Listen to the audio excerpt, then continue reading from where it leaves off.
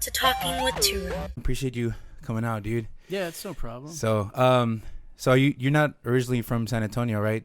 You said you weren't. No, I'm from here. Okay, born and raised West Side San Antonio. This is so, dude. Cool, and I'm trying to move back over there, actually. Yeah. What side of town do you stay on right now? Right now, I'm north of downtown, Fresno, over by Edison. Mm-hmm. But I'm trying to get back, to the west side. Yeah, dude. I actually lived there for. I think we talked about this too when you were cutting my hair. I lived there for a year with my ex-girlfriend, dude. Crazy ex, man. Not that like West Side has crazy people, but that's where she stayed in that side of town. And that was like 10, 12 years ago, dude. I was like 19. She was like 24. I met her at the courthouse, man. Nice. Hey. So, but which ones aren't crazy? They're all crazy. Yeah, I guess you're right, man. The majority of them is what we can say. And if they're Latina, it's even crazy. Yeah, dude. But we keep going back, Yeah. Cause there's something that keeps us there, dude. For sure. But how long have you been cutting hair for? 16 years in February, so we're coming up pretty close here on 17. But yeah, 16 years, man. It's been a good ride. I'm having fun with it. I love it. Yeah. Was there something you were doing before you got into I mean, I had odd jobs, so straight out of high school, I tried the community college thing. Didn't really. I figured out pretty fast school wasn't my thing. Yeah. I had odd jobs here and there, and I actually traveled with a band for a couple of years. As I was a roadie. Right. Sold merchandise, helped them set up. So I got to crisscross the country twice. Yeah. That was cool. And then, man, I did everything. I was a groundskeeper at a golf course. Worked at in restaurants as a busboy, a host, whatever. But, worked at a rental car place, washing cars. And then, for a few years, I worked at a Catholic bookstore, which people trip out on that. Yeah. But I mean, that's cool though. When I was traveling with that band, I kind of embraced my faith a little because I was away from home. And, you're kind of freaked out, and I just kind of like started studying it more. So I worked at a bookstore. We sold rosaries, Bibles, statues, and you know how it is. San Antonio, you're raised Catholic, so yeah. It was fun. But hell, I even had the question, should I be a priest or not? Really? But I figured out I like girls too much. So. Yeah. But and the barbering thing, it just kind of happened by chance. I mean, it was we could get into that, if you want me to. Yeah, of course, man. So being in the rockabilly scene in San Antonio, there was a shop on the Strip. It's right next door to High Tones. Okay. If anyone's familiar with the St. Mary's Strip, you got High Tones, Burger Boy. There's a little barber shop right in the middle. Well, that shop's been there since the 50s. You're talking about the one next to, you just said High Tones, right? Oh, I've been there. It's right in between. Yeah. Right now it's called Galvan's. Okay. Now, in the 50s, right after the Korean War, a guy named Calvin Saunders started it up. And he was there for many, many years, him and another guy named Harry. Yeah. So they were known for cutting up the old school haircuts and a lot of the rockabilly. The pompadours and stuff? Right, the pomps and side parts. Right. So I had a buddy that, Christian Schleyer, he was a bartender at North St. Mary's Brew Pub, which is now burnt down. It's on the Strip. Oh, shit. It's that blank space right next to what used to be Hard Bodies. Whatever they're calling it now. There's a club there. It's a nightclub. Uh-huh. But there's just an empty lot. Concrete slab? Well, it's not even a slab. It's just like a grassy area. Oh, okay, yeah. And it's kind of a cool little trivia fact. The barn there is one of the oldest barns in Texas or San Antonio. There's some historic thing going on. That's crazy. But it used to be a house, right? And it was a historic landmark. But a guy owned it, and it was this North St. Mary's Brew Pub. And that was ground zero for rockabilly in San Antonio. It's like if you had a pompadour and cuff jeans, people would just ask you automatically, you must hang out at the brew pub. Oh, okay. So when I was 18 and doing it, I'm like, well, man, I got to go check this place out. It sounds like the center of the universe. Right. And it was cool. And I met Christian there, and he would tell us guys, hey, man, go to Saunders Barber Shop. They do all the old school cuts. And that's what we would do. And, I was working at that bar, at that Catholic bookstore, and then Calvin announced his retirement. He said, "Guys, I've done it for a long time. I got to get out of this business. Yeah. I want to enjoy my retirement." So Christian and another buddy of ours, Dan, was like, "Why don't you be a barber, Chris? You have the personality for it." And I never thought of that in my life. Yeah, it never crossed your mind. It never crossed my mind. Yeah. I would go get haircuts, but I never thought about being a barber. Right. But I thought about it for a couple years, and I'm like, I guess you're right. I can't really do a minimum wage forever. I got to figure out what to do with myself. Yeah, definitely, man. And at that time, 16 years ago, there was only one barber school in town.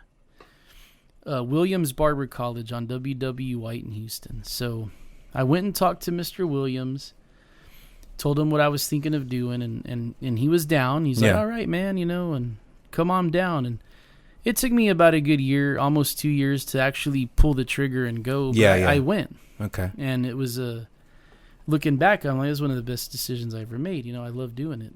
And I was very lucky, though, because when I was done with school, Calvin had already sold the shop to a gentleman named Garza.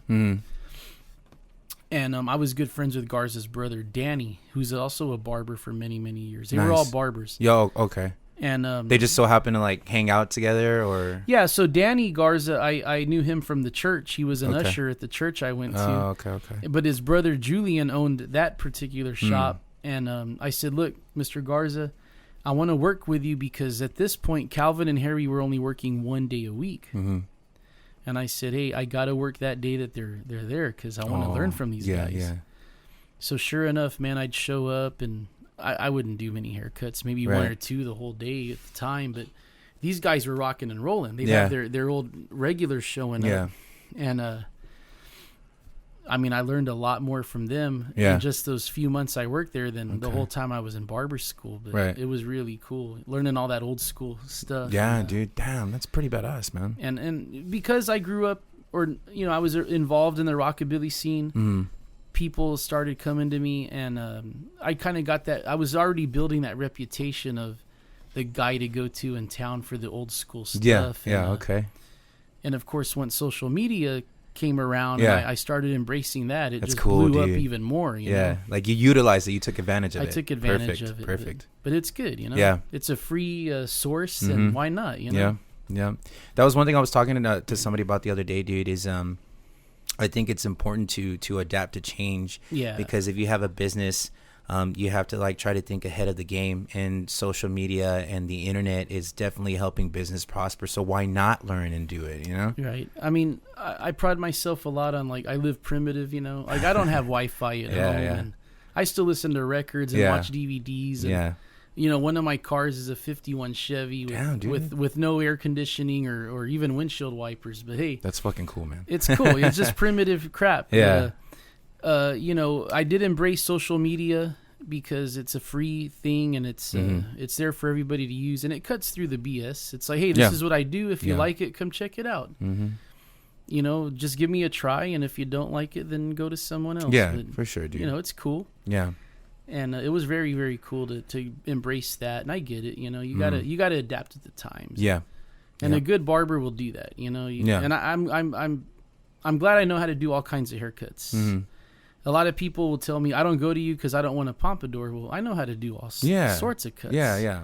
I mean, I could do black hair. I could do Mexicanos, white, whatever. It doesn't matter to me. Yeah. Hair is hair. Hair is hair. Yeah, hair is hair. The one thing I try not to do is mullets. But hey, I mean, just because it's not a very attractive cut. But if a guy really, really wants one, all right, whatever. I'll try my best at it. But. Yeah, dude. I mean, is it as popular? I heard it was coming back. I've seen it. It's coming back a little bit, and I'm not really happy about that. Yeah. But I mean, when I first got into the business, we did a lot of Justin Bieber haircuts. Yeah. So I mean, you're always gonna, you got to make money where you can. Yeah. And I don't. I'm not in the business to tell people no. If you walk in, if I could accommodate you, I'm gonna try my best to do it. Yeah. So you said you started getting your reputation for like the old school cuts. Like, when did that start? Well, that was right out of the gate, because I've had a few people that have been customers of mine since the beginning, and a few of them are in the rockabilly scene. This is before social media. Right. Okay. So they were our buddies that I'd see them at shows, and hey, Chris, what's up, man? And oh, you got your license? All right, I'm going to come see you. So, I mean, early on, I was already known as the guy, like, go to this guy for old school cuts. And, then, and I can't forget, too, I worked with a guy for a long time, head on. He's a barber. And he would send all his friends to me. Okay. Like, oh, man, go to Chris. He's good. Yeah, yeah. And we kind of got hit on into the, hey, well, go, if you want to be a barber, do it. Yeah. We support you. Yeah. And sure enough, he did it. And I would joke around, man, once you become a barber, I'm going to lose half my clientele. And you know, his friends started going to him. But it's cool. I mean, in a city of almost 2 million, there's plenty of heads to go around. There's no reason for us to be haters on each other. You know, there's plenty of people for us to eat. Clientele for everybody. Yeah. So to me, it was never an issue. It's like, hey, man, if you're not making money in the hair business in this city, you're the problem. Yeah. You know, you got to go out and hustle. Yeah. And another thing I learned from like my tattooist is you still go old school. I mean, I still do flyers, stickers. Yeah, that's cool, dude. You know, you get your name out there. You go to a bar, you just put your sticker on a couple places. Yeah, true that. I still have a little basket full of flyers in my trunk. Yeah. I mean, you know, the old school ways are never going to die. You know, that's true. That's definitely true. And of course, word of mouth is always great. So. Yeah, dude. Speaking of word of mouth, man, it was Cliff from Tone Crate Studios that referred me to you, dude. Nice. He's like, yeah, man, I can picture you with the pompadour and a cigarette. You don't even smoke, but I can just picture you smoking one. Like, he's like, check out Chris the Barber. I'm like, okay, I'll check it out. So, and then I noticed, I was like, damn, like 5,000 followers on Insta? And that was after already that you had a reputation on the streets, right? Damn, that's crazy. I mean, I've never paid for followers. I just started the page and you know, I would do the hashtags.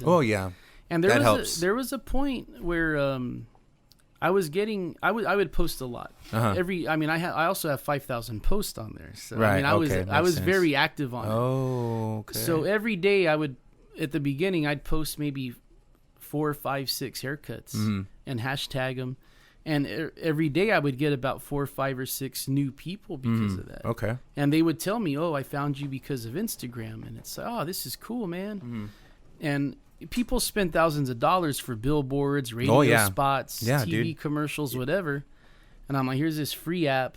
And I'm getting a handful of customers each day that are brand new. Yeah.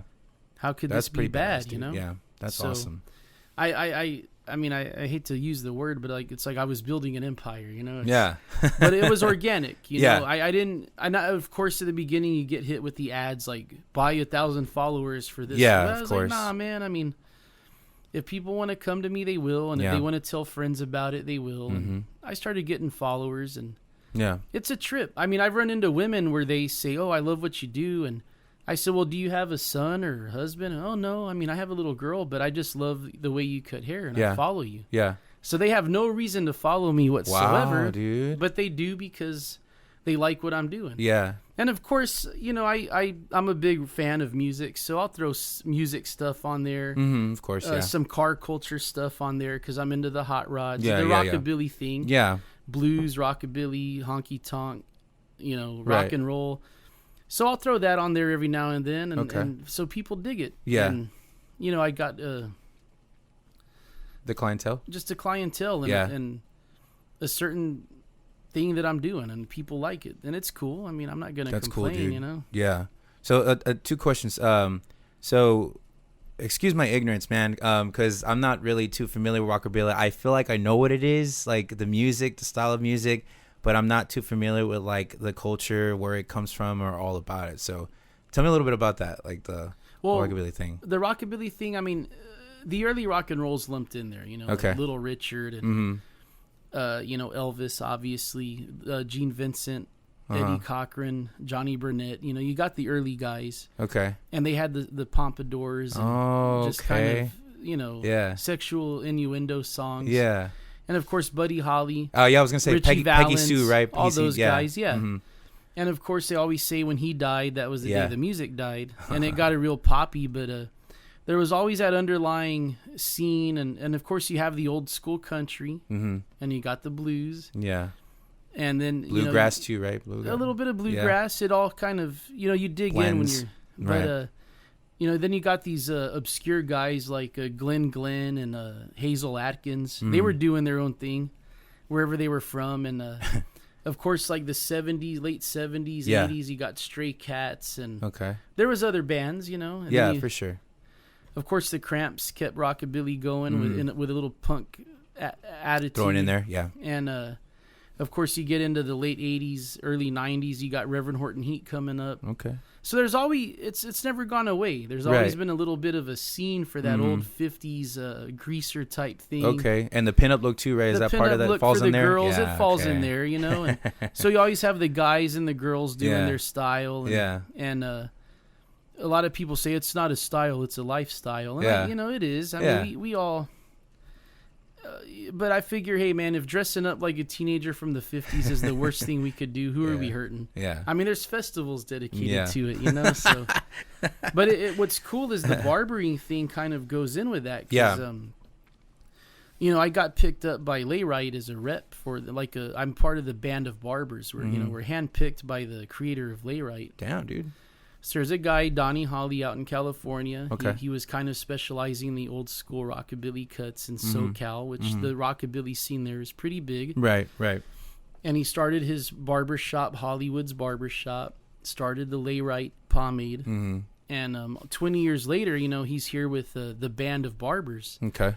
And through social media, we got to kind of become friends. Mm-hmm. And one day I hit him up. I called him. I texted him. I said, "Hey, man, what?" Because he's called me before. Like, hey, you know, he's kind of like me, but the 10 years older. You know. Okay. Yeah. Kinda, you know, into the cars, into the culture, into the hair cutting. And I said, "Hey, man, what can I do to be in the band of barbers? You know, like what's up with that?" Yeah. And he's like, "Hey, you're in. I should have. What? You know, why not? You know, I should have thought of you." Like a long time ago. Right, Yeah. and then it was cool though because I find out later through one of the guys working with Layrite, like, oh man, there's only like 20 something of you in the world, so it's a big deal. And at first I wasn't aware of that, but I'm like, hey, this is kind of cool. I'm part of this exclusive thing. That's cool, man. I think there's 25 or 26 of us, but it's world. This is around the world. Yeah, and I'm the only guy I'm the only guy in Texas that's part of it. No shit. Damn, so it's pretty badass. I mean, I'm honored. You know, it's like, man, this is great. Yeah. And we got a guy in Argentina. We got Buenos Aires, and then we got a couple of people in Japan. Yeah. You know, and there's a few, all over the United States. That's so cool, dude. Yeah. That's awesome. But I'm the only Texas guy, and it's badass, and I appreciate it, and I'm honored to be part of that team. But so it's cool. Like all those years of hard work paid off. So they have a festival every year in Las Vegas, and it's Viva Las Vegas Rockabilly Weekend. Okay. And they've had this going on for about 23 years now. I think the first one was 97. And I went to the one in 2007 with my ex-wife. It was the 10-year anniversary of it. Okay. And we had a great time. And then I went back in 2018 for Stray Cats. They reunited and played there. Nice. So me and some buddies went, and it was cool. And then I went in 2019, and that's when I helped out with Layrite. Okay. I had just gotten in with the band of barbers right after I got back from Vegas the first year. That's cool, dude. And it was cool, man. I helped them out, and they gave me my official Layrite band of barbers vest. Nice, I should have brought it with me. Yeah, that would have been sick. And they gave me a pinky ring. I mean, it was like I was a made man. You know, that's awesome. It was, but it was cool, and I'm really proud of that. And it's just cool that, and they put me on the posters. They had several posters with me and the other guys participating in that particular event. Right. And I'm like, oh man, I'm on a poster and it's not a wanted poster. Yeah. That's cool, you know? That's cool, dude. So it's fun, you know. You said you were a roadie for Rockabilly. What was the name of the? So the band was a local band, Cave Cat Sammy. Okay. And this was back, they started out about 97, 98. Local kids from MacArthur High School, I believe. Okay. And they were good. It was a 4-piece band. The singer played upright bass. And they're still around. I mean, they're not together anymore, but 3 of the guys are still here locally. Okay. The drummer is still a drummer in town with several bands. Nice. And the bass player, singer, is now in Chicago, but he's still an active musician too. Okay. But they're very talented guys. We were all about the same age. I was actually the oldest. I was 19. when we did our first tour, and the drummer was 16. So we went out west and did a bunch of shows, and they ended up getting a booking agency that was sending us all throughout the country, and it was cool. We'd always just do little regions: the South, the North, the Northeast, the Midwest. Right. So it was pretty cool.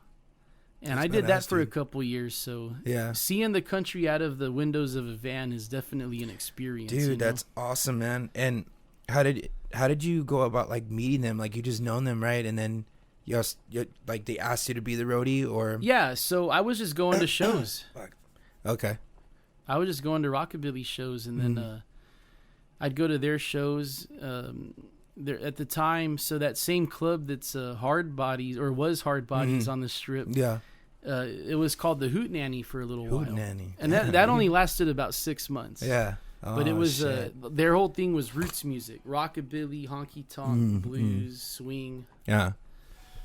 And but I just met those guys from showing up at shows, and then talking to them after the shows, and then one day they said, "Hey man, we're gonna go on tour, and we want to take a someone to sell merchandise, help us out." For sure, man. So that first tour was about 3 weeks. Okay. And it was West Coast, so it was California, which is like the hotbed for rockabilly. Yeah. And it was really cool because I didn't get paid for that one, but it was just the experience. Yeah. And then when we got home, they were like, "Hey man, we would like to pay you like X amount of dollars per show if you want to like keep going with us." Yeah.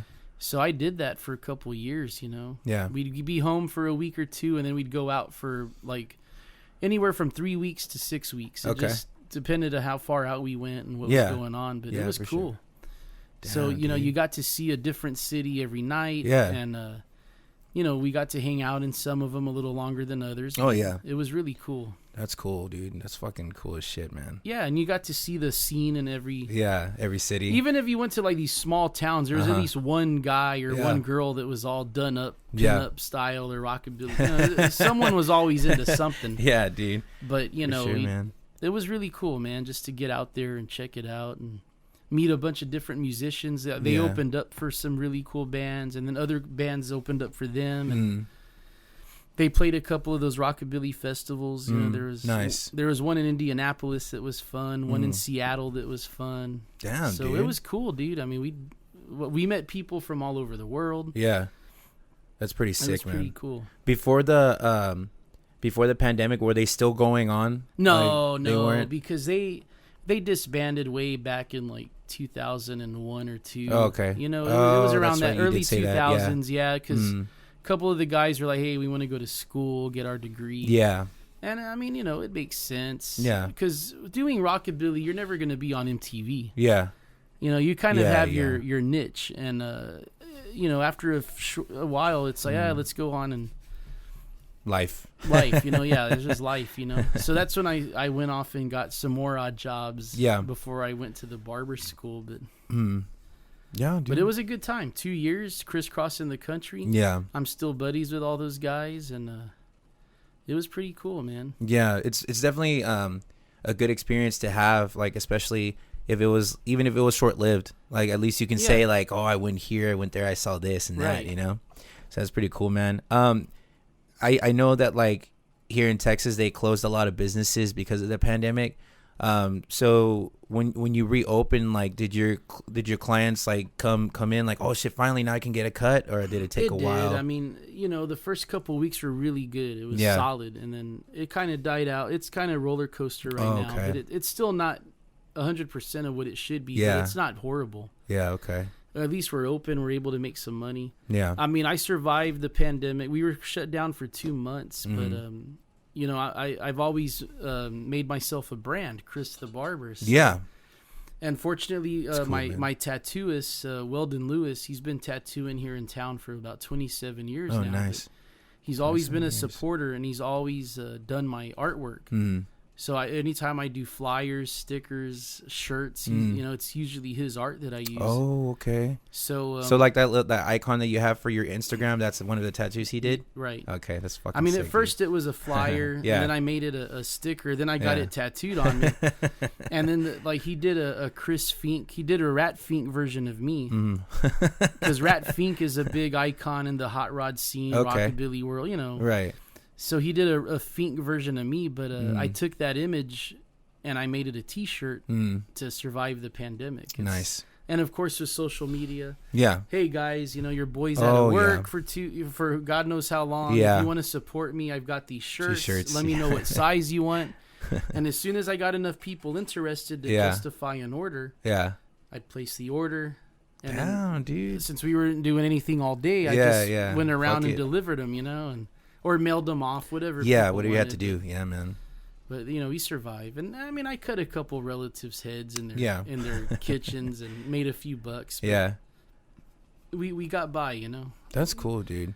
Yeah, definitely. People are either going to and it's unfortunate, man, how a lot of people are out of work, dude. Matter of fact, I had a pretty hard day today because I do bill collecting, right? Right. And if we don't collect, we don't bonus. And a lot of these people can't pay their bills, so I'm not bonusing, dude. So it's kind of hurting me. But even with that, I really don't want people to struggle, man. I think they should just reopen everything. Not because well, actually, hold on, let me take that back. Not reopen everything, but just at least do the safety precautions they're doing here in Texas, because people got to eat, man. They got to eat, and I have a lot of friends that are in the service industry. I grew up, technically barbering is service industry. Right. And my dad's been service industry my whole life anyway. Yeah. So I get it. I get the whole tip thing and you show up and hustle and you make it work. And I have a lot of friends that are in the bar industry. I got a good friend that owns several bars, and it was rough to see those guys struggle. Yeah, dude. They kind of got it really bad because they reopened for a few weeks and then got shut down again. Yep. And, it's man, these guys, they need to eat too. And they have to pay rent. And, it is what it is, man. But hopefully they could get on their feet. And, being in the service industry, you kind of tip a little nice, and I hope when I go out, I tip a little nice. I try my best to show a little love. Yeah, dude, of course. Because everyone's just trying to get back on their feet, man. And, I had one girl that I know.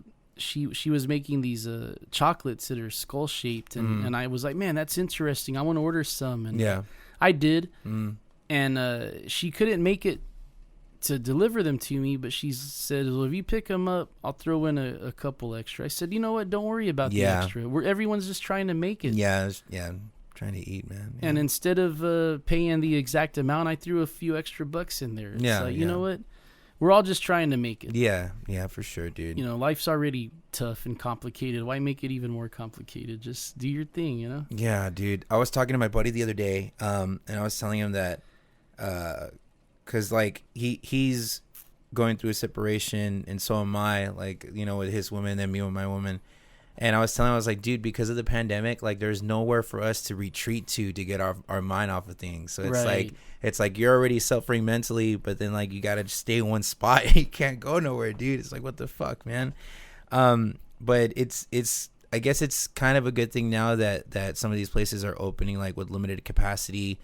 Obviously stay safe and wear a mask, Right. But it does help to get your mind off of things sometimes, just to go out and eat or have a drink, you know what I mean? Right. Yo, definitely. Yeah. And I get that. It's good to be social. Yeah. We all try to act. I don't know. I'm a little older than the average. I'm already 41.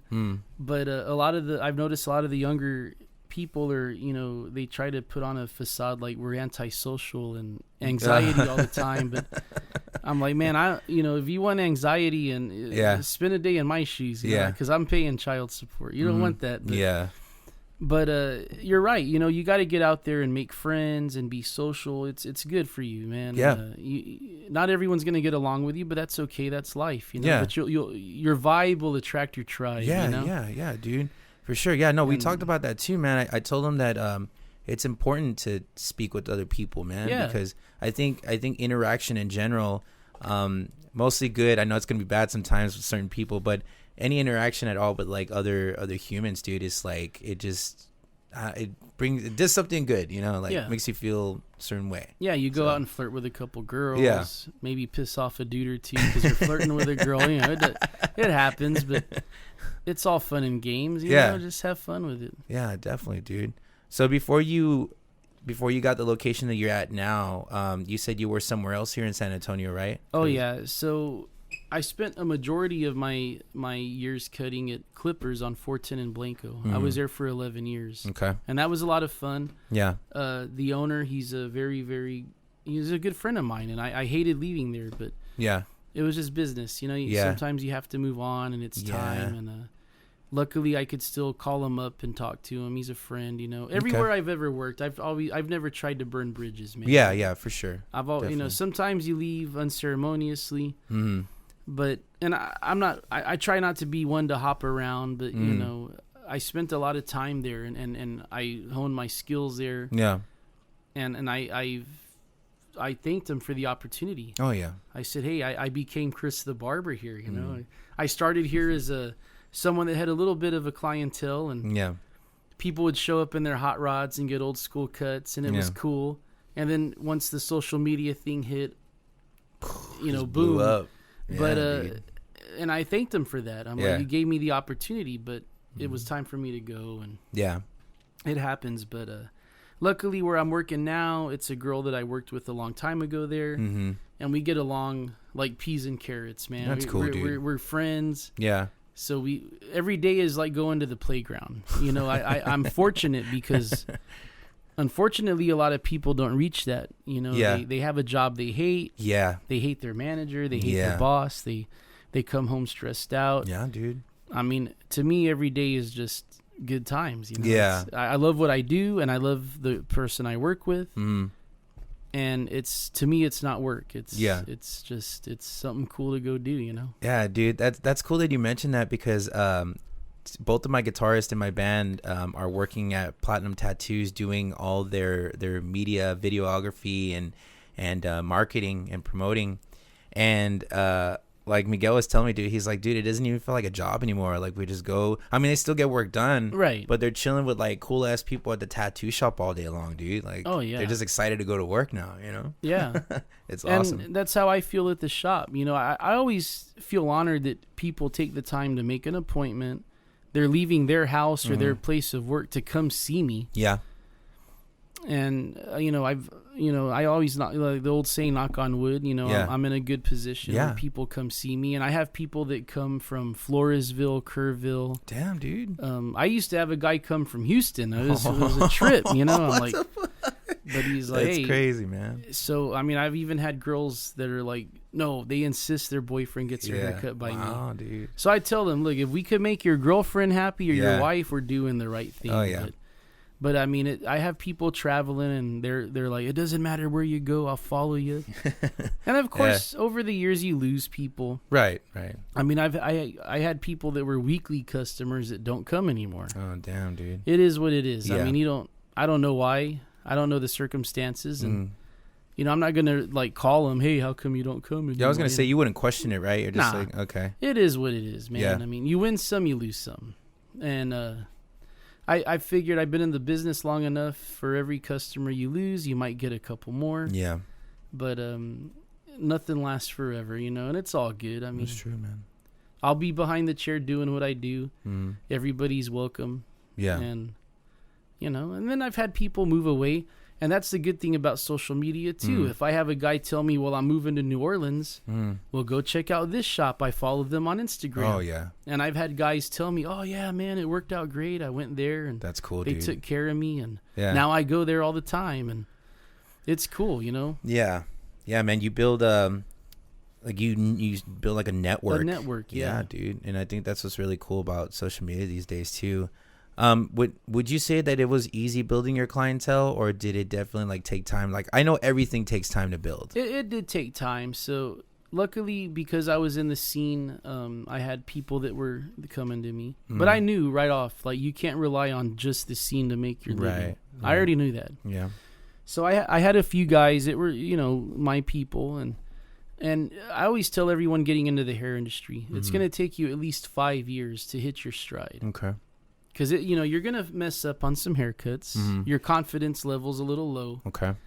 But after about 5 years, you got your stride down, you got your method down, and you're all, your confidence is just up there a little more, and you build. And the one of the best things is to stay put somewhere. Right. Stay at a shop for a while, establish yourself. Yeah. And try to be consistent. We're always talking consistency is a barber's best tool. Yeah. You want a guy to come in and have the confidence in you that you're going to make him look good the way you did last time, you know? So that's always a nice tool. It's better than any clipper or shear you could buy is the consistency. Yeah. And one of the secrets to a good haircut is if it looks good when they come back. If they show up for their next haircut and the hair still looks good, it's like, all right, it grew in nice. The grow in is the key. Oh, dude, I never thought about that. But obviously, I mean, if they come back, then you already know, like, okay, they liked what they got. Yeah, so. And it's fun, It's cool to build a relationship with people. I mean, I've been to customers' weddings. I've been, I've had customers meet up for drinks, whatever. You always kind of build a relationship, Yeah. Do you ever hang out? Like, I know you said you'll meet up for a drink, but do you ever like hang out with your clients? Like, y'all like just chill and like throw some records on and have a couple drinks or something? Or I mean, I haven't had the opportunity to come up too much on that. I mean, I've got a buddy of mine that I've been friends with many years. And we used to pal around and go to shows a while back. And then my cousin will hang out.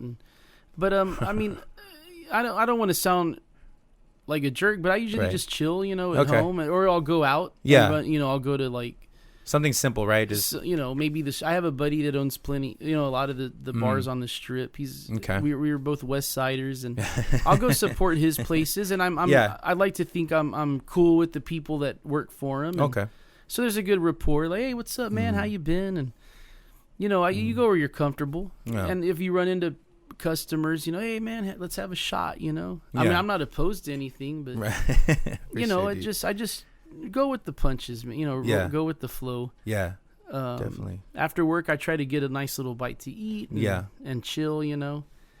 But I do definitely have a record collection. I mean, they hired me at a few times to DJ all blues, all vinyl. Oh shit! At a couple of my buddies' bars. Yeah. And that was fun because I'm a big time blues fan. That's my thing lately. And I've been buying a bunch of blues records. That's kind of my thing right now. But blues. Yeah, blues, man. The blues, that's where everything started. Yeah. All music goes back to it. Yep. Like we were talking about heartbreak and breakup. I mean, the blues is life, man. Yeah, dude. These guys have already talked about all the crap we're going through with women and relationships. It's the groundwork has already been talked about in these songs. So yeah, man. If you want to find the book of life or the meaning of, well, maybe not the meaning of life, but, if like the handbook of life. Yeah, the handbook. If handbook. Life is getting you down, you listen to a bunch of blues songs. You're like, man, these guys got it. Yeah, dude. And, one band that I think of when it comes to blues is Led Zeppelin, because I know like they had like a lot of blues influence in their songs. And like I really enjoy their music. I mean, I have to be in the mood for it though. It's not like something I'm gonna put on every day. But I know that last time you cut my hair, we did talk about the heartbreak shit, man. And I feel like putting that in music is something that everyone, it doesn't matter who you are, I don't care who you are, everyone's gonna relate to it, dude. Right. Like eventually, sometime in our life, we're gonna come through to a heartbreak. It just happens, man. It's part of life, No, I mean, I was married 11 years with the same. I was with the same lady 13 years. A lot of years of my youth, I mean, we met. I was 23. She was 21. Married at 25. Had a couple kids. Divorced at 37. So that's a long stretch, for both of us. Yeah. And to her credit, she said, hey, at least we're young. I was trying to, like, hey, let's go to counseling. Let's do our thing. Yeah. But she threw in the towel. And it is what it is. I mean, people, I'm not the first guy that happened to, but right.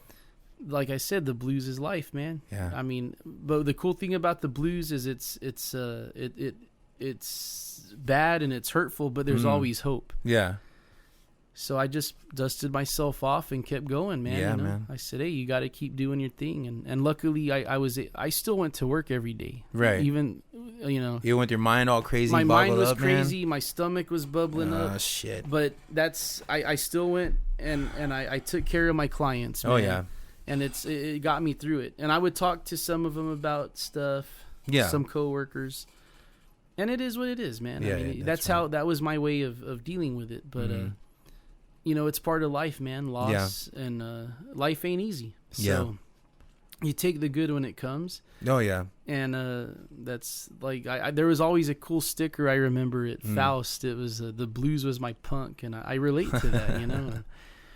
And one guy was arguing with me about it. Well, the blues isn't punk. I said, well, think about it. It's anti-establishment. Yeah. It's a downtrodden black dude, him against the world. And then I said, think of the Dead Kennedys. They have that song, Too Drunk to Fuck. That's a blues song, dude. Because we've all been there, too. Yeah. But it all goes hand in hand, man. Yeah. And Zeppelin's great. You know, a lot of people accuse them of ripping off. And they might have, but everything comes from the blues. Yeah. And I had a cool box set CDs. It was the roots of Led Zeppelin. And that turned me on to a lot of good blues guys that I listen to now, you know? I mean, it's cool stuff. Yeah. But yeah, definitely, dude. It's definitely a remedy for a lot of things in life, man. Yeah. I know the last time that we talked, dude, I was telling you like how hard of a time I was having, man, you know? And like for months I was just like getting drunk every day, dude. Like it was just, I've never been with somebody that we were together for 4 years, you know? Yeah. And I'd never been with somebody that long. I didn't really know how to handle that. But who does, right? Right. Who does? And music is what, it didn't like help me entirely, but it was definitely a good part to like look forward to throughout the day, you know, if you're feeling a certain type of way, man. Oh yeah. I mean, depending on what vibe you're on when you get home, you throw some tunes on, it'll help you get through, man. Yeah, definitely. And I like to pride myself. I listen to a little bit of everything, you know. I'll do obviously blues, rockabilly, but I like soul. I like the old Motown stuff. My parents listened to that when I was growing up. Yeah. And I'll jam out to that. Old school country, classic country's always good. Yeah, that's heartbreaking stuff too. You know that, but dude. You got that. I even grew up on hip hop. I mean, just being a kid on the west side of town, we listened to gangster rap. Not that that's heartbreak music, but, you know.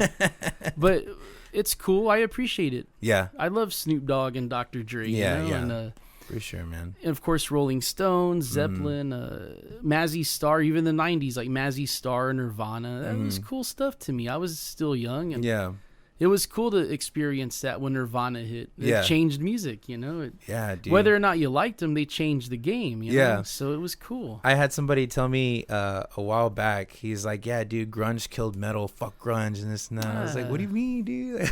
You know? Good metal will always be around. I mean, Metallica's around. You know, they survived it. Oh yeah, Slayer. You know, true. They were there, but the bands like Poison and Rat and White Snake. I mean, they may not have. They went out. They weren't relevant anymore. That doesn't mean they sucked. Yeah, but they just weren't. They were old news. Yeah. But times change. They do, man. I mean, I love the blues, and that went out a long time ago, you know? Yeah. So it's not relevant anymore. People aren't packing venues to watch, you know. Yeah. So, I mean, unfortunately, even that got watered down. Yeah. It is what it is. But. Yeah, dude. Yeah, man, it's I think I did talk about this in one of my episodes. It's like the change in general, dude. It's just hard to accept sometimes, man. Oh, for sure, man. Like, and then I know you mentioned like you had to go to another shop. Well, not that you had to, but it was just time, you know. Yeah. That was a change. I'm assuming for sure. too, right? Oh yeah, because the barber industry's the way we work it in the barber industry is you either pay the shop owner a percentage of what you make or a flat rate for the chair. And honestly, as a new barber coming up in the business, percentage is good. Okay. Because if the shop is slow, you pay the barber you pay the owner a percentage of what you made that day. Okay, gotcha. But it motivates both of you to hustle. And you're not if you had to pay flat rate and you're new to the business without a clientele, you're going to be stressed out. Like, man, I got to pay this guy this much money this month, or I'm out of a job. Yeah. So the percentage is good. But once you build a clientele and you've been at it a long time, it's better to just go to a place where you pay a flat rate. Yeah. And, you just got to do the math. And it was time for me to move on. I mean, that's just the way it is. Yeah, dude. And I mean, I became single income. When I was 2-income household with the ex-wife, right. It was like, hey, throw the money in the bank. She's making good money. I'm making good money. We're living it up. Shit. But once you become single and like, oh man, child support, car payment. Yeah, dude. Now I got to pay my own water and electricity, and like everybody else, we have bills. Yeah. You're not the only guy with the troubles, but. You got to think, well, man, what do I do to make it happen? And it was time for me to move on, man. And it is what it is. I mean, it happens. For sure, dude. It's part of life, man. Have you ever had a bad experience with a client? Oh, yeah. Yeah, dude? Yeah, it happens. Unfortunately, I've only had to tell one guy to get the fuck out of there. Well, it happened twice. So the first time I nicked the guy's ear, and I was shaving around his ear and the back of the neck, and I nicked his ear. With that straight razor that you use, right? Razor. Yeah. But he came back the next day and said, well, I didn't see you switch out the blade. Because now, we don't sharpen the blade and use it all the time. We take a double-edged blade, break it. Okay. It's a new blade for every customer. Right. Almost like getting a tattoo, Yeah. He said, I didn't see you change out the blade. And I said, well, but I change out the blade for everybody. And he's like, well, I want to see the camera footage of you changing it out. And I was like, why? And then he said, and I'm going to go get blood work done, and I want you to pay for it. What the fuck, dude? Yeah, it was weird. So I told him, hey, get the fuck out of here and don't come back. You know? Fuck you. Yeah. So he took off, and then another time, I was working with some female barbers, and this guy came in very machismo, and he didn't want a girl touching his hair, I guess. But it was weird because I was way in the back of the shop. I had my own little room, kind of. Right. He went all the way back there and said, "Do you have time to cut my hair?" I said, but I'm appointment only, and I'm booked up. I'm sorry. Wait for one of these guys, and. But he started talking some shit to the female barbers. He was telling them flat out, like, you shouldn't even be here cutting. You should be at Supercuts. Like, he was being rude. Wow, dude.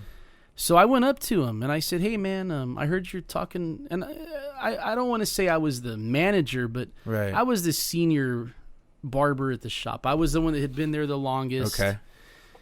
So I took it upon myself to ask this guy, hey, man, are you telling my coworkers here that are females that they don't belong here or what? He's like, and he laughed about it. He's like, oh, yeah.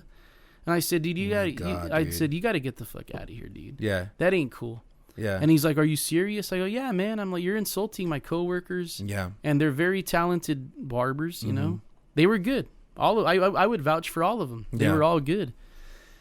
And then it was weird. He left, and then he came the next day, and one of the other barbers like, hey, man, you're not supposed to be in here. Like, we're not going to cut your hair. Yeah. And I told him, yeah, dude, you got to go. He had the nerve to show up again, dude? He had the nerve to show up again the next day, but it's like, nah, dude. And I get it. Maybe some guys, there are people that still don't want women cutting their hair. I get it. I don't understand why, but it is what it is. But you could go a little better about it. You could just... we had a sign-up sheet, and you could write down the name of a barber you wanted. He could have done that. Yeah. He just came in roasting people. He just wanted to insult, and it's like, come on, dog. Like, get out of here. That ain't cool. Yeah, it sounds like he just wanted to get a kick out of fucking with people, man. That's what it sounds. I mean, we don't know, obviously. Right, but it was sad. And I was like, hey, you got to go. Fuck you. Get out of here. Jesus, dude. Because at the end of the day, we have like friendly competition, right? We're always gonna back each other. Oh yeah, and there's barbers out there that, we may not see eye to eye on a lot of things, but hey, man, if someone's fucking with them, we're gonna back each other up. Yeah, for sure, dude. It is what it is. Yeah, it's like it's like not really like against each other, but like I guess just how does that work? By the way, is it like do y'all see how much clientele the other person has? And it's like, fuck, let me get some more, too. Yeah, like, I've always stayed in my own lane. I'm like, hey, I'm doing my thing. And I've had barbers that were fresh out of school. Like, how do I get on your level? And I'm like, well, you got to work, man. Yeah. I've already been at it 16 years. Yeah. And you've been at it 5 months. Like, just stick to it. You got to keep on hustling, man. Like, it doesn't just fall in your lap. Right. You know, you got to stay consistent. Yeah. Try to get better. Promote yourself. Oh yeah. You know, it's there's little steps. There's levels to this. That's what the kids are saying these days, right? Yeah, dude. But there's levels to it. You know, you're not gonna come out of the gate making a lot of money. You know, you got to build yourself up. It's rough. Like I said, the first 5 years. Yeah. You're building a clientele. You might end up at a shop where you're not really comfortable. So you know, you move around a little bit. Oh yeah. They have a saying, "Get in where you fit in." You know. Yeah. You got to find the people that you vibe with. There's a lot to it, a lot more than just skill. And then, you know, you gotta kind of be a people person. I was gonna ask that. It's service industry, so you have to be able personality. Throw it in there, you know. And some people may not get your personality, and that's okay, you know. I mean, we have a saying at our shop: we're not for everybody. You know, we'll tell dirty jokes and talk a lot of shit and roast each other. We roast customers, but it's all fun, you know. But it's like, if you can't take it, sorry, man. There's a shop down the road where they might be, you know, kiss your ass more. I don't know, but you know, you just go with the flow of things. Yeah, I like the fact, dude, that I feel I can just be myself when I go to your shop, man. Yeah, man. And that's what you bring it up, like it's just like, you know, like y'all will talk shit and this and that. I mean, out of love, obviously, not to bash anybody. But I think some people, if it makes them squeamish, is because they're used to like corporate shit. Like, hi, welcome to so and so. Like, you know, like, fuck. You know? I mean, I always do the Mexican hello. I go, hey, what's up? You know. Oh yeah, the nod, bro. But we're not gonna be like, hey, welcome to Townsend Barber Shop, and please have a seat right here. Nah, man, we're like, hey, what's up? And I mean, luckily, me and my coworker, it's just the two of us, and we've been at it a long time because she's got about as much years as I do. In fact, she's more. She's been at it 17 years. Right. But we have our clientele built up, so appointments, you know, and we know who's coming in, and it's cool, you know, a little more control. But we'll take walk-ins either way, you know. It's all, if we could accommodate you, we're gonna help you out. Right. That's cool, dude. Yeah, I think that helps too if both you. Or if in any business, if you team up with someone that has a clientele just like you and you are doing the same thing, man, I think I mean, why not? You know? Yeah. Like, do it together. Like, that's just like more money for both of you, you know? Right. So that's pretty fucking sick, man. I like that shit. Yeah, we try to keep it cool with everybody and we try to be inclusive. You know, we don't, I've always prided myself on, what's cool about being a barber is, you know, we don't care who you vote for. Who you pray to or who you sleep with at night. You know, if you're coming in to get a haircut and pay me for the service, we're gonna help you. I'm not here to judge you. For sure, man. And I mean, it opens your mind more to cooler people, you know. And we try to be inclusive to everybody. You know, and whatever. I mean, we're gonna be cool with you. Yeah. You it's all mutual respect. You're cool with me, we're cool with you. We're gonna make it happen, man. Yeah, and I think that makes the experience a lot more like enjoyable, dude. Yeah. You know? It's always nice to have to see people like laid back. So not too uptight. I mean, I understand there's a time and place for everything to be that way. But I mean, if you're gonna get your job done doing it a professional way, then why not, dude? Just be a little chill, you know. And the barber shop has always been, to me, it should be an escape. You know, you go there to get away from the wife, or, you know, get away from the kids. If we're the place you could come to relax, I've had guys fall asleep in the chair, and I tell them, hey man, if this is the place you need to come to chill and relax, cool, man. We're not gonna judge you for it. We're not gonna take pictures of you while you're asleep and make fun of you. Chill, you know, just if this is your downtime, your 30-40 minutes to just chill and relax and get away from the world, we'll provide that, man. We play some good music, have some beer in the fridge, or take a shot of whiskey or tequila, you know, whatever. If it just gets you to relax and it gets you out of the hustle and bustle of the world for a minute, and you know, and then you meet other people there, you know. I mean, we have everything from lesbians, gay couples, to machismo dudes, cops, you know, or whatever. Everyone's welcome. Yeah, like a variety of people. And everybody has to get along there. If you're starting crap with another client, we'll tell you, hey, dude, that ain't cool. Get out of here. Come on, man. Respect the place. All love. It's all love, you know? Yeah, dude, that's pretty cool, man. I always wondered about those barbershop movies, dude. Like someone someone mentioned on social media, it's like, why does everybody like to hang out at the barbershop? I'm like, well, I've never seen that. I've never been around that. So I guess to go to your shop now, I can see why people would just fucking hit all day, man. And we have that. Well, so when I went to barber school, the first barbershop movie had already been released, but we would talk about it. And they even mentioned it in the movie. You know, it's kind of like a club. Mm-hmm.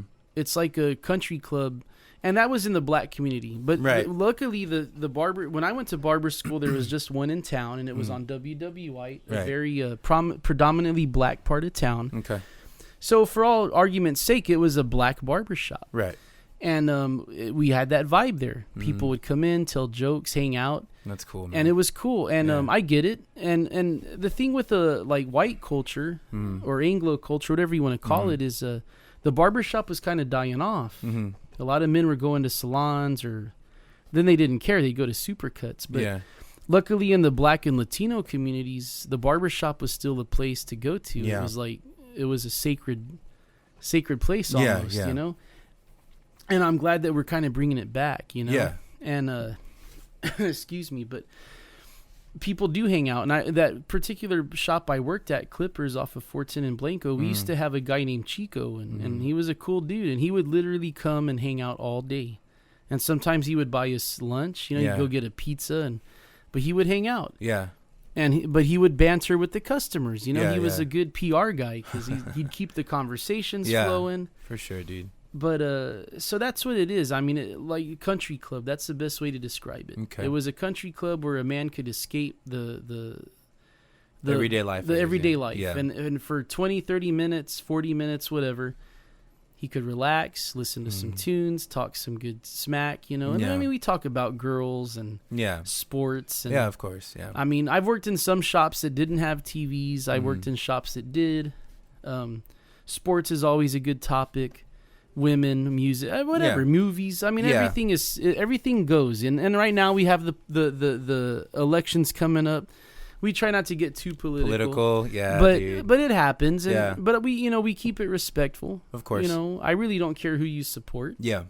You're gonna pay me for the haircut. I'm gonna give it to you. Yeah, yeah.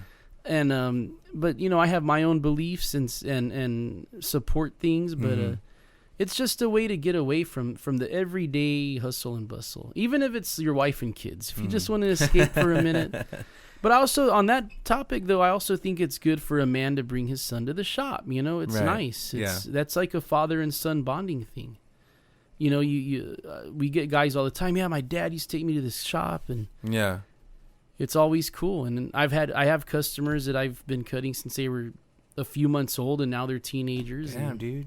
You know? Yeah. It's the ebb and flow of it all, man. I've given people their wedding haircuts. Damn, dude. I have customers where we've outlasted each other's weddings. We've outlasted each other's marriages. Oh, shit. You know, it's crazy. I have customers that have known me since before I was married, and they're still customers. So it's just, you build these relationships over the years, and it's nice. And that's kind of like the barbershop movies. You've got guys that have, like what was it? Cedric the Entertainer was the guy that had been there since years, the 60s, and he was showing the younger generation how to do things.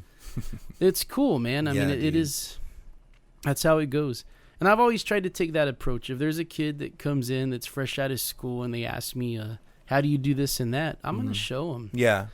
It's not an ancient Chinese secret, right? You know? Like, I'm not gonna take it to the grave with me. Yeah. If you want to know how to do something, just ask. Yeah. And if I know how to do it, I'll show you. For sure, dude. And what's cool about working with other barbers is everybody's had their own training, so you might learn something new. Every time I've worked in a shop with multiple barbers, I always watch because, you learn something new every day. Yeah. Yeah, for sure, man. Once you think you're the master at something, that's when you realize you don't know nothing. So I try to take that humble approach of like, there's always something else to learn, man. Yeah, for sure, dude. So when did that? Because I don't know anything about the history of barber shops and all that. When did that start to change? Like when it started becoming salons? Because I never went to a barber when I was growing up. My parents would always take me to like Great Clips or like Rios. I think it was like the late 60s and 70s because I mean, it's funny because we always have a joke in the industry, like the Beatles almost killed the barbers, but you know, when all of that music started happening in the late 60s, you had guys with long hair, you know, the hippie stuff. Okay, yeah. And I mean, people weren't coming to barbershop. Men weren't. I mean, in the black community, they were. You know, Marvin Gaye went to a barber, but Iggy Pop didn't. You know, he had long hair. So, you know what I mean? And it's just the long hair came along. And then in the 70s, men were starting to get the hair to look like the Osmonds, you know. So they would go to the women's salons and get perms and layered cuts. And then, of course, you have the fast food of the hair industry, like supercuts and great clips. And there's some people that just don't care how they look. They're like, I just want it done, whatever, you know. But some people care. Yeah. And they're not, the people that don't care aren't the ones that are going to come to us. Yeah. But there's always the few that do care. And it's like, hey, let me go to this guy and he's going to hook it up nice. And yeah, for sure, man. For the longest time, like, I feel like I've had the same hairstyle for like 6-7 years, but I felt like no one could ever get it right. You know, like the way that I liked it. And not only that, but like everyone's hair is different, right? Right. And then when damn it, I'm going blank. What the fuck? Cliff. When he mentioned you, I was like, okay, let me try it out. And then I was pretty happy with it, dude. So it's good to finally have like that cut that I enjoy. Yeah, man. After all these years. Hey, you know, we're here to help, and hopefully I could be consistent all the time and make it look right. I mean, I'm honored that I'm part of we always say it's the second oldest profession in the world, you know? Yeah. So, because it's been around since the beginning of time. Oh, yeah. Someone always wanted a haircut or a shave or, you know, it's been biblical. You know, Samson had his hair cut and lost all his power. But, you know, if you believe in that stuff, cool, man. But, but it's been around since the beginning. People, I mean, ancient Egypt has, you know, evidence of barbering. Like, the wall drawings, people getting shaves and cuts, you know. Damn, dude. So I mean, we've been around a while. You know? It's just one of those things, and it's cool to be part of that. It's like, all right, man. But I just found my little niche here, San Antonio. I love it, born and raised, and if I could bring coolness to the city's barber scene, cool. And I've been doing it long enough where I'm starting to meet people that, like, they'll hype me up. They're like, oh man, I think what you do is great. Yeah. And we respect you at the shop I'm at. And like, I've met barbers out of Houston that are like, dude, we all like watch what you do on social media. That's cool, dude. I mean, I'm not trying to toot my own horn, but it's nice to get recognized. I'm not going to lie. It feels good. And I try to stay humble about it. Like, oh man, I appreciate it. Thank you. If you ever need any advice or help, call me up, message me. Yeah. But, you know, it's cool. It kind of makes you walk away proud of yourself. Like, man, all right, you know? Yeah, and you know, another thing, too, dude, like, from the outside looking in, it looks pretty cool and admirable to see, like, because my first reaction to someone having a lot of followers is like, oh, shit, like, okay, they know a lot of people. Like, that's pretty fucking cool, which obviously there's more to it than that. But I think it's pretty cool how, like, when I saw that you had that many followers, I was like, dude, I gotta get this guy in for a podcast, man, because like, you know, because the people that know you, and it's not just here in San Antonio, like they'll want to hear your story and hear what you got to say. You know what I mean? Yeah, and I've made a lot of connections with barbers from. In fact, here's a little quick one. There's a barber out of Chicago, Pete. He owns Pete's Barbershop. He started a thing where he would take 5 or 6 barbers that he's never met in person, only social media, and we all meet up in Nashville at an Airbnb. What, dude? So he invited me back in 2019, and I went, and it was amazing. Yeah. But what was cool is I meet him. I meet Derek that owns Rosemont in Denver. Okay. You know, dude. I met a Jake out in Tennessee. You know, there's a bunch of cool dudes. Yeah. But now I have those connections. Like, if I want to go to Chicago and guest spot at his shop for a week, I could do that. That's fucking cool, If I want to go to Denver and guest spot in Derek's shop, I could do that. Yeah. So it's kind of like the tattoo industry where you show up and tattoo for a week. And you know, now barbers are doing that. So it's nice. Like, I could travel. We have a friend in that year that we went, I helped out with Layrite at that Viva Las Vegas rockabilly thing. A barber out of Holland came all the way from Holland. He specifically messaged me and said, I'm going to stop in San Antonio. Let's hang out the weekend I'm there. Yeah. So we got to hang out a little bit, And then he guest spot in Dallas at Rob's Chop Shop, another legendary shop. And then he went to Viva Las Vegas. So we reunited with him in Vegas and partied with him there.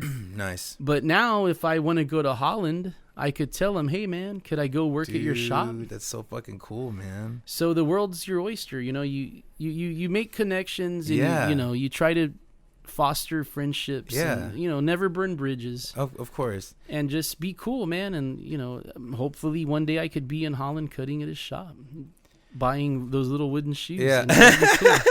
Dude, and it also goes back to how bad you really want something. Yeah. You know? And this is something I talked about on the first episode with my guitarist, because I had him come in here just to get things started, right? And he actually learned videography very well. And it's because of how bad that he wanted it that now he's getting gigs for it, getting paid pretty good for them. So if you take that logic and apply it to like something that you really want to get in life, dude, like the rest is, like you said, the world's your oyster, man. Yeah, man. And that's honestly something that I would like to do as well, like with this podcast too, is like, and this is why I invested a lot into all the shit that I have here, dude, you know, because I wanted to become something. And not only that, but like, you know, in any profession that you do, you start meeting other people that do it as well. Right. And not only like in person, but also on social media. And then it just grows, dude. And you learn more, you know? So I think that's cool how you do that too with the barber thing. Like, yeah, you Holland, dude, that's awesome. It would be cool. And, you know, they always talk about, I remember like, oh yeah, man, when you're a barber for 5 years, you could call yourself a master barber. And, but I'm like, dude, I'm never going to be a master barber. Yeah. Because I'm not the master of anything. Yeah. There's always more to learn. Yeah. You know, I love working with young barbers because we learn off each other. I could show them some old tricks, but you don't know who taught them what they know. You could be surprised. You might learn something from them. Yeah. I mean, no, I always try to stay humble about it. Like, hey, man, I mean, what can you bring to the table? Like, let's figure it out. Or what can you offer? What can I learn from you? Yeah. You know? Yeah. I'm always willing to learn new shit with cutting hair because I'm not the best. You know? I always give my best. Yeah. But I don't know if I'm actually the best. Yeah. No, I feel the same way with singing, dude. Like I've been singing since I was 15, and I've never had lessons, but I would love to get some because there's never an end to how much you can learn and how much you can like practice your profession or improve it. You know? There's always room for improvement, dude. And that's how I feel about it, you know? I mean, sometimes, and I admit too, man, sometimes I'll do a cut and I might run into the guy a couple days later and, you know, I'll look at the hair and I'm like, man, I could have done that a little better. Okay. You know what I mean? Yeah, yeah. And of course, being a barber, you know, you go to church, you go to HEB or wherever, you're always looking at the back of people's heads. Like, man, where does that guy go to get his haircut? Supercuts. They messed that dude up. I mean, we're a little egoed out too. Yeah, you know, we're humble, but there's also you know, you're like, oh man, I could have done that a little better. Yeah, you know? Here's my card, man. Come see me. But I never approach a mean like, oh man, whoever cut your hair fucked you up. Right. But it's like, hey man, where do you get your hair cut? Here, come see me. I'm a barber. And if they give you a shot and their significant other likes what you did, you're in, man. Oh, yeah. So, you know, I always just try to take the approach of like, give me a try, man. Yeah. And you either like it or you don't. Yeah. But at least you came and tried and give it a chance. Yeah, man. And yeah, dude. And there's always room for improvement. I've definitely let people go and you'll see the haircut. Even when they're walking out and the sun hits it, you're like, I could have done that a little bit better, But hey, man, if they're happy and the consistency's there and they keep coming back, it's all good, man. Speaking of significant other and hair, dude, I don't even think my ex ever said anything. Oh, you know, okay, shit. I just remember, dude. She would cut my hair because she started, when we first got together, she wasn't cutting hair, and then she started cutting hair. So then she would not let me go back to the chick that was cutting my hair for fucking 8 years, dude. Like, she's like, no, like, it's offensive. And I get it. It could be offensive. It's not that I don't like the way you do it. It's just I'm used to Ashley doing it. Why can't I just go back? No, I'm cutting your hair. I'm like, fuck. Okay. I mean, and it's dirty, but my thing is I pride myself on it sometimes, too. I've had guys tell me flat out, man, that haircut got me laid. Hey, all right. And it's the first thing she saw. That was it. But the best one I heard, and I had a girl tell me this, and I need to put it on a shirt or a bumper sticker or something. She said, when you cut my boyfriend's hair, I get wet. And I was like, hey, all right, you know. I don't think I've ever heard that before. I hadn't either till then. That same exact sense that you just said, I've never heard that. She told me flat out, like, oh, man, when my boyfriend gets his hair cut by you, I get wet. I was like, oh, shit, I was like, if you were like, thank you, ma'am, thank you. Yeah, but I always joke around, it's that superhero thing. Like, I give up love to get everyone else laid, you know? Yeah. I don't have luck with the girls, you know, I'm married to the barbering thing. You know, I'm a workaholic, and but it's cool. Yeah, for sure, man. I mean, but I love what I do, and like I said earlier, we're dope dudes, man. If people don't want to jump onto that train and ride with us, tough shit. You know, we're gonna keep on rolling. Yeah, dude. But I like that. Yeah, so if I'm getting my customers' action, even better, man. They're gonna keep coming. Yeah, for sure, dude. And at the end of the day, that's profit for you. Yeah. And I know that's not the first thing you think of, because you take more pride into seeing a nice haircut that you did. But of course it comes with perks, like, you know, like the profit too. It comes with it, man. Oh yeah, it's definitely part of the perks. Quality over quantity. Yeah. You know, that's I don't like to rush. I like to make everything look right. Yeah, you know. For sure. Definitely, dude. Yeah, man. We next time I go, we definitely, well, I always go in the morning. I was gonna say we should like take a couple shots of whiskey or something. You seem like a whiskey guy. You're a whiskey guy. Oh yeah. Yeah, but I always go like before work. So like maybe that wouldn't be a good idea for me to clock in and get on the phone and be all like buzzed. Yeah, dude. But I appreciate you coming on the show, dude. Oh, for sure, man. This is awesome. Thank you for taking time to come in today, dude. This is gonna be episode 3 of Chris the Barber, man. So I'm excited to put it out there. Hey, I'm ready to hear it when it's all put together. Yeah, dude. And I'll promote it. I'll tell people on social media, listen to this. Please. Also, if you wanna plug yourself in, dude, you can just like, you know, tell them like, hey, Chris the Barber, what's your location? Yeah, man. On Instagram, it's Chris the Barber X. Facebook is under Chris the Barber, and there's always little buttons to book appointments. And we're at Townsend Barbershop, 1014 Townsend Avenue in Alamo Heights, right behind Cambridge Elementary. So we're pretty centrally located. I mean, we're not far from downtown, and yeah, man, come on and see us. You know, every day is a party. Fuck yeah.